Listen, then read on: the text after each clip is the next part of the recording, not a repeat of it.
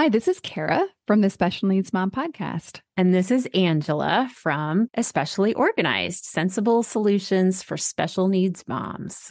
We have this heart for special needs moms. And so we thought, you know what, let's combine forces. And we have come up with what we're calling the Purge Party. And you can pretty much guess what it is. It's a party where we're going to come together and we're going to purge, or in general, accomplish a goal, a small goal together. So we have set this for January 27th, starting at 8 o'clock for my Pacific Coast people. Which means 11 o'clock for all of you on the East Coast. So this is an opportunity. If you have something on your to-do list that has just been stuck there and you are wanting to move it up on the list, you're wanting to tackle, maybe it's a space or an area of your home or a category in your home that has just needed a little time and attention. This is your opportunity for you to be online with us while you work and have access for us to help you answer your questions, help guide you, and just serve you for those 2 hours. Yeah, exactly. And I think you can tell like what we've designed is just this very high level of support for that project that you just haven't been able to tackle on your own. The thing that we are envisioning is that you get to leave this purge party feeling so accomplished because you did the thing. You started the year off getting that thing done that you were stuck on last year. And so it's a momentum builder, if you will. You can go ahead and sign up. We have a link ready for you. And we are offering this for $40 for the whole experience. Absolutely. And we hope you'll join us. I think it's going to be really fun. It's going to be a great group of moms of special needs kids. So we all get each other. We all have an understanding of what it's like to have something on our to-do list, but just we haven't been able to tackle it yet. So I hope that you will join us. We're super excited to bring this to you, and we are thrilled to work with you. All right. We'll see you all there.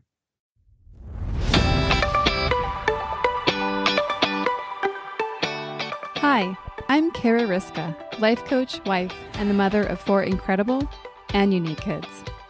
It wasn't all that long ago that my son received a diagnosis that had my world come crashing down. I completely lacked the ability to see past the circumstances, which felt impossible, and the dreams I once had for my life and family felt destroyed.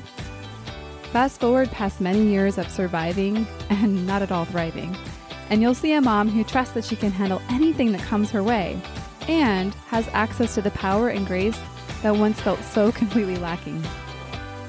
I started the Special Needs Mom podcast to create connection and community with moms who find themselves up against what feels impossible.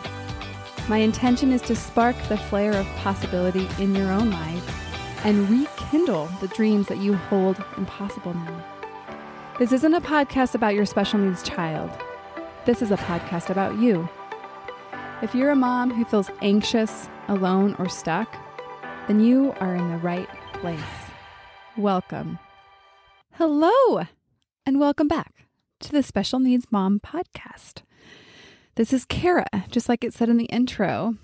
I am the lucky host. I'm having so much fun. I've been planning out some episodes for the first quarter of this year, and it's fun to get some of the idea of guests we're having and the different things we want to talk about. And I want to invite you, if you want to be a guest, reach out. Also, if you have a particular topic you want to hear about, let me know. I'd love to hear from you. All right. Today, I want to talk about resisting failure. I can't actually remember the specific reason why this came up, but it came up actually just yesterday. I'm not super far ahead in recording my episodes. This is going to come out on Thursday. I was just thinking about resisting failure, and I thought it would be really fun to talk about. One of my friends and I were having a conversation via Voxer. Do you guys know that app? It's so much fun. And she was just sharing with me that she feels like that school for them, or she feels like the way that her school is handling all the COVID. Let me back up for a second. We're in California. So for some of you throughout the country, you guys might be on your merry way and have your kids in school. In California, we are not. I think her kids might be in part-time. I'm not totally sure. It doesn't really matter. But for the context of this conversation, school's still very different. It looks very different. in California, and therefore this school is doing the very best they can. And their stance is, hey, we're not going to let the children's education suffer for this. And so we're going to go all out. And so she was just sharing with me how, like, I get it. I understand where you're coming from. And I'm having a really hard time. Like, she wasn't sharing this to the school. She was just sharing this with me. And so she feels like the experience she's having is just having the joy sucked out of it for her. She does happen to be a personality type that is more of a, I don't know, the word that's coming to mind is perfectionist. However, I'm going to call her a high achiever. And like, if you know the Enneagram, it's going to be an Enneagram 1, somebody who is very self-controlled, very principled and purposeful, and really just always trying to do the right thing. I mean, these are great friends to have because they produce such amazing things. And in this particular case, she's like artistically talented and she just produces some really incredible things. And she's a very loving, caring friend. So that's also a win. Anyhow, I was reflecting on the conversation in light of, I think what I thought was most interesting is that because of the way that she was relating to the school and that she had to do what they were saying, that it felt like her only option was to suffer through. That like the only option was to have the joy sucked out of it for her. And I think she realizes, like, she's a very intelligent person. She realizes that she can push back and say, no, I'm not doing that.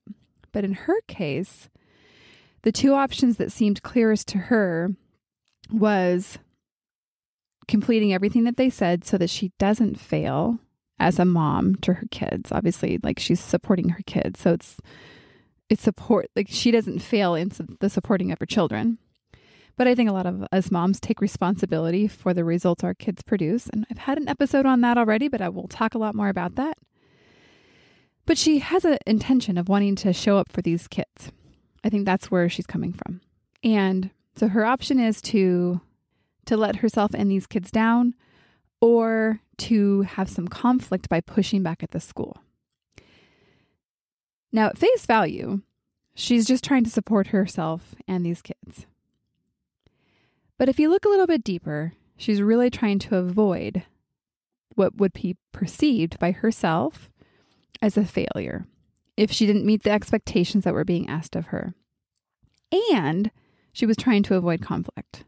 And I think she would fully admit this, that conflict is not something that she is comfortable with. I totally relate. I think maybe on the spectrum, I'm a little bit farther to one side than she is, but I'll give an example later to show that conflict's not easy for a lot of us, especially if we have past experiences that we're bringing into it. So I want you to consider, for the purposes of this conversation, that I define failure resistance as working or showing up in a way that avoids failure as the primary driver. Now, we all want to resist failure in the sense of, like, we actually want to have the outcome that we set out to. I define failure as not achieving the expected or desired outcome. So of course, we're all trying to essentially resist that, but that is different. What I'm talking about is acting in a way that the primary driver is not achieving that goal, but actually just not experiencing what you would have to experience to not achieve the goal, to not have that desired outcome.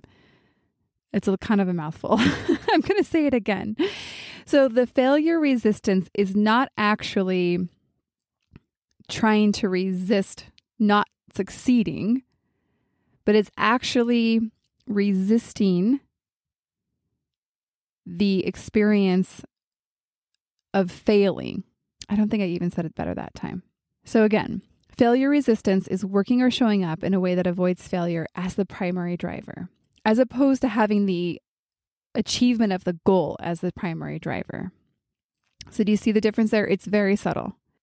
So this makes any goal or other objective have to come in second place. You can't have two first place winners. I mean, I suppose you could have a tie. However, we're just going to go with it. So what's really happening with this failure resistance Is it bad? Not necessarily. Is there value in standing back and questioning? Always. I think that there's an opportunity to observe ourselves and inquire.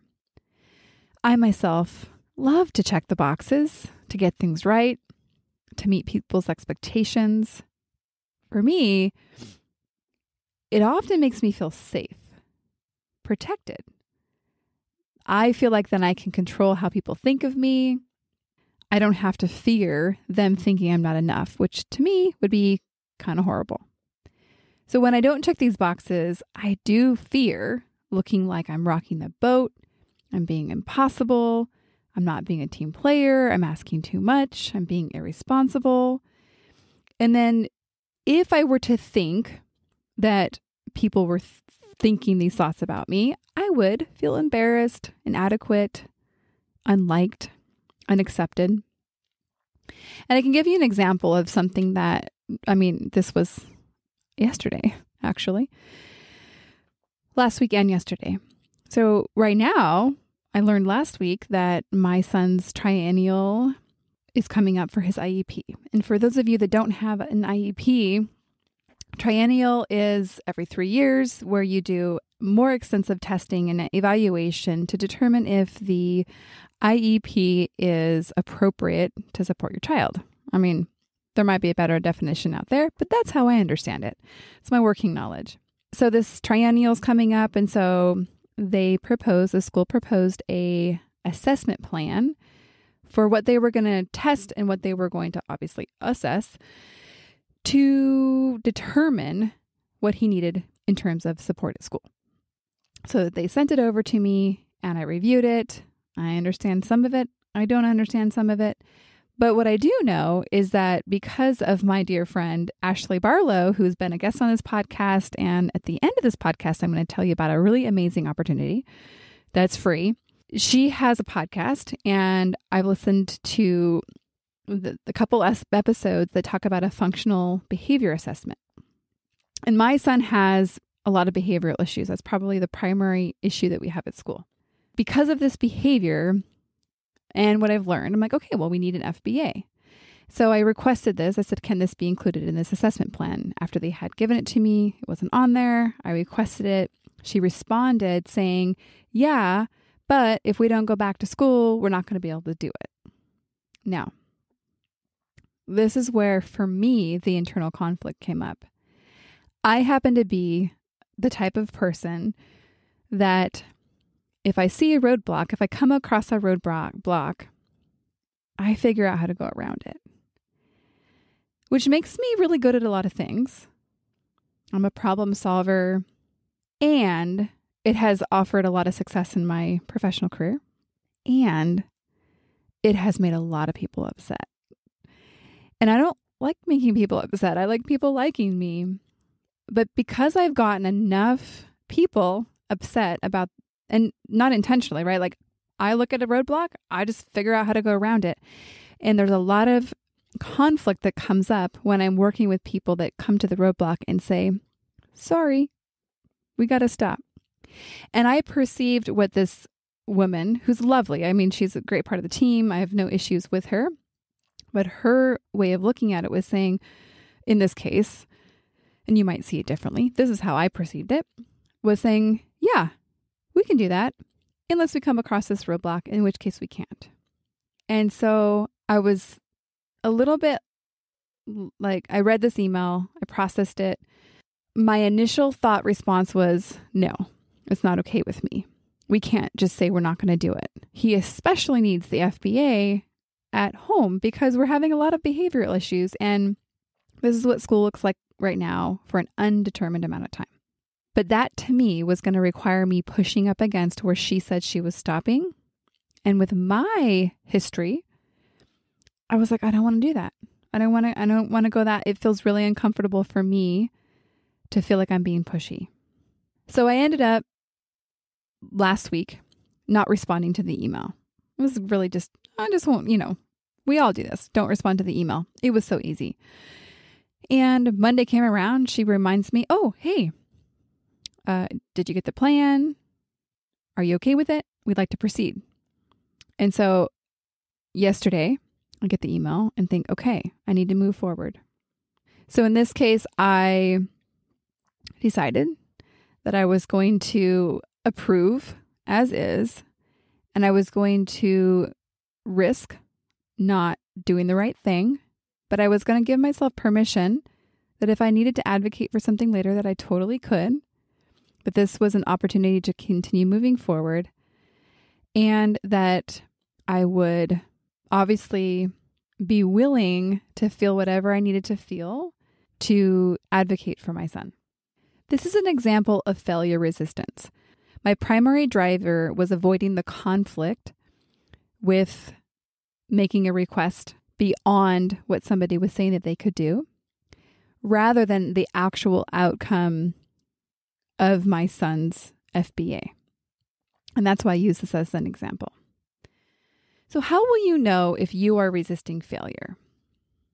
One of the things that I see most often is controlling. Now, here's the thing about being controlling, is that you don't think you're controlling. You think you're really responsible.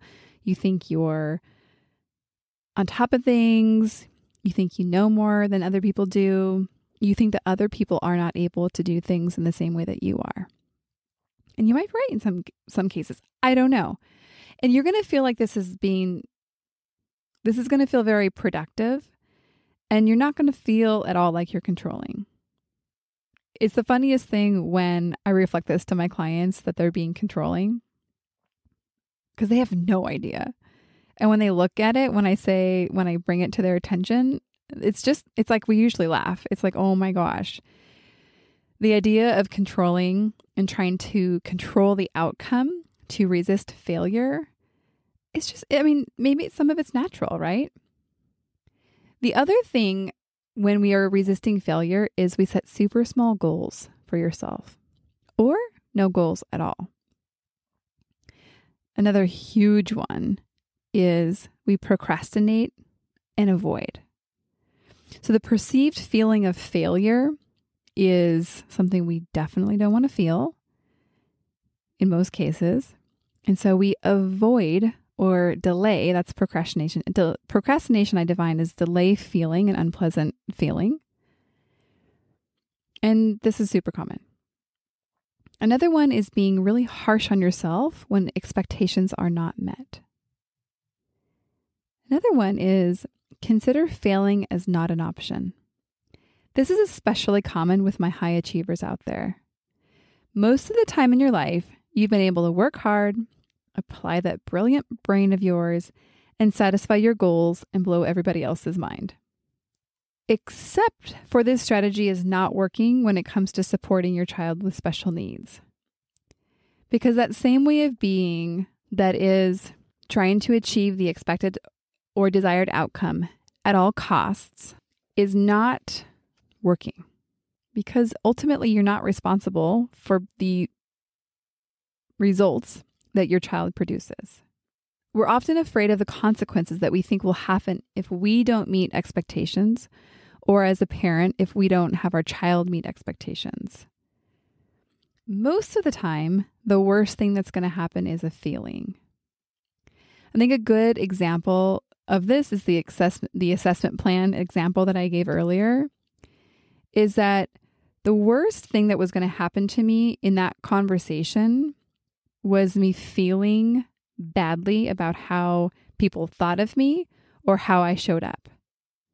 That was going to be the worst thing that happened. Maybe the outcome would be different as far as my son would get or wouldn't get something, but I believe that that's all figure outable. I think the worst thing that was going to happen to me when I was resisting that failure was me feeling an unpleasant feeling that I didn't want to feel. Sometimes the consequences will be tangible. Something that came to mind when I was thinking about an example was one of my clients who doesn't have a child with special needs, but she is a mom. We work more on professional goals, and she has a strong drive to meet expectations. And for her, failure is not an option. Because of this way that she shows up for herself, She also expects the same of her son. And she was telling me about all the different times that she had to stay up night after night till 10 o'clock so that her son could finish his work. Now, do I think it's a good idea to finish work? Yes, it's a good idea. My personal belief, and I wouldn't share this in the context of a coaching somebody, but I can share it with you. My personal belief is that it's not worth keeping up a 8-year-old till 10 o'clock at night to complete work. That's the point you have a conversation and say, this isn't working, and you figure it out. But do you see the drive to avoid or resist failure was the primary driver. Her primary driver, I mean, she had the concept of she wanted her son to learn to be a good worker. And so I'm not saying this is altogether bad or horrible. I'm definitely not saying that. I'm just really observing it and saying this is really an interesting example to see how this particular mom showed up because of her resistance of failure and how that affects our parenting. I think that's why this is an interesting example, is that it's one thing that when we place this on ourselves and we experience it, but when we show up for our children in a way that we put our failure resistance on them, that's where I think we extra want to take a step back, especially because being moms of special needs kids, we know that the expectations of our kids are going to be different than we originally thought before we realized that they were different than we thought. And I think that's one of the most challenging things for me and my husband is that we don't know what expectations to put on our son in some areas. Like, let's just use behavior for an example, because we're constantly wondering what's a choice and what's part of his disability. And with brain injury, it's very hard to distinguish. It's a skill that it's not yet there. It's emerging. We believe he has the capacity to learn. But the result that we have right now is that he has not yet learned. And so we're constantly trying to figure out what to expect, what standard to hold him to. And it's tough, man. I know you guys get this. So why is all this so important? Because being unwilling to feel these feelings hold you hostage. It literally prohibits you from certain areas of your life. You'll have no choice but to resist or avoid certain things because of the feelings that you think you're going to have to feel to experience them. So by default, you just can't go there. And it's interesting when we take a step back and realize that this is what's ruling us, like the avoidance of certain feelings. And then we realize that feelings themselves can't actually injure us or harm us. That yes, indeed, they're very unpleasant. Sometimes they're very pleasant. That we realize that actually the experience of feeling something like embarrassment, it is very unpleasant. It's one of my most hated feelings, but it actually can't hurt me. And so when I realize that I have the capacity to feel that feeling, I no longer have to operate to resist that so significantly. And I think I've talked about this a little bit before, but I know it took me a while to get it myself. And I think back to a moment last February, actually, where my son was in really critical condition and I was 5 hours away from him. That car ride and getting to him and getting the phone calls from my dad was probably one of the most excruciating times of my life. I had nothing to do but just sit in that car and feel.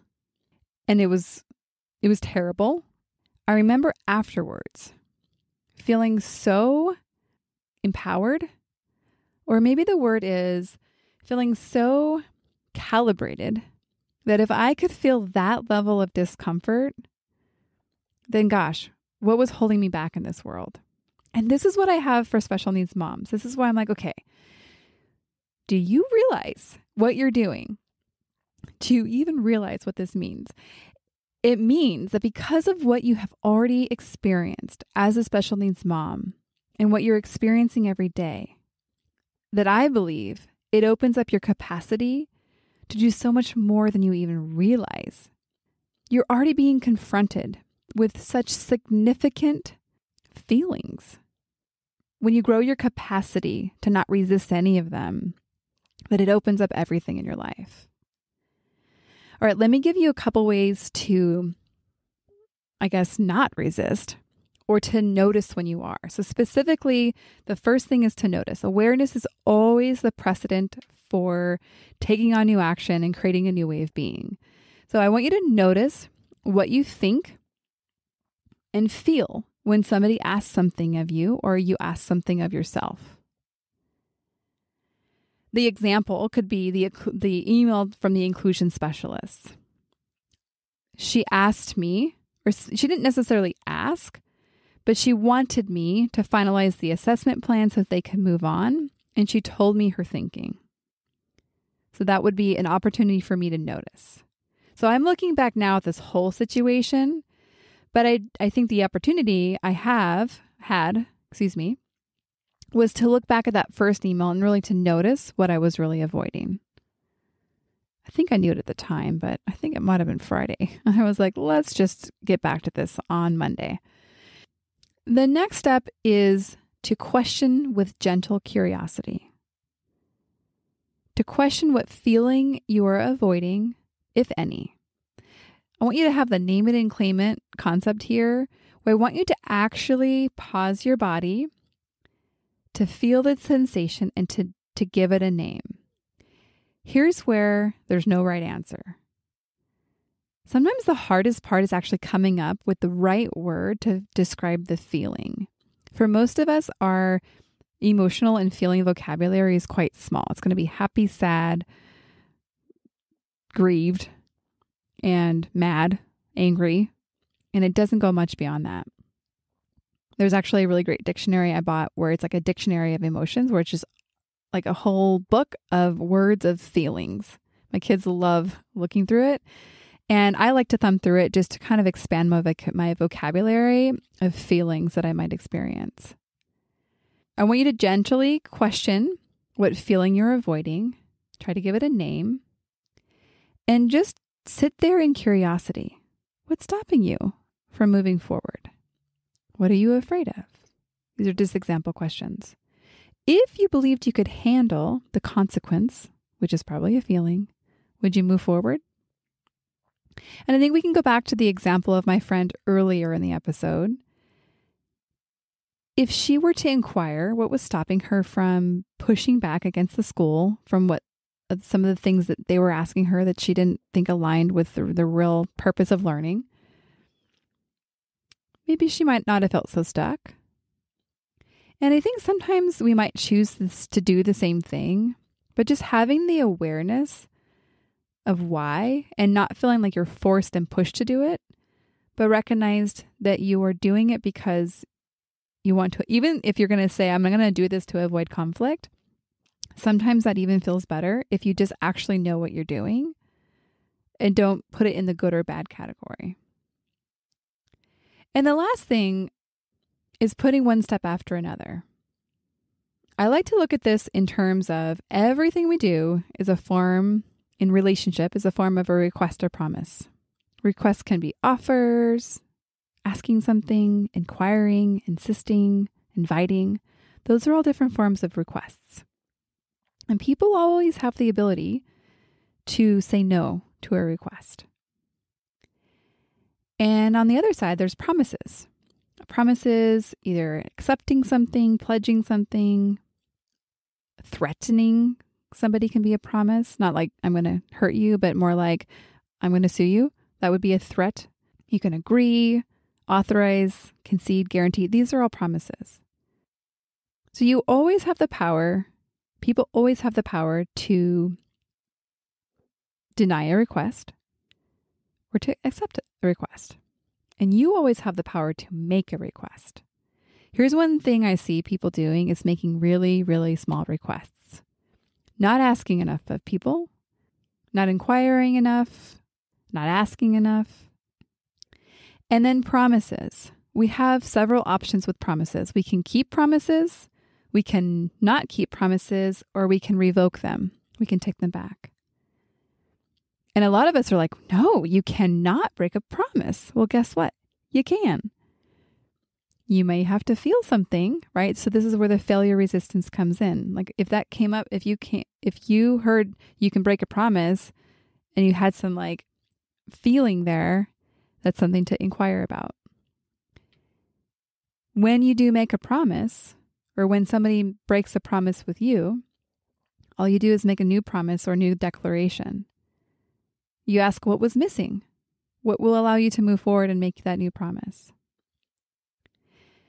And that's kind of a fun concept. I'll probably talk more about that in the future, because I think that the opportunity for us to ask more of ourselves, not in terms of we have to be better, but kind of expanding what we see as possible through the lens of asking for more help, asking for more support, asking for more hugs. I don't know.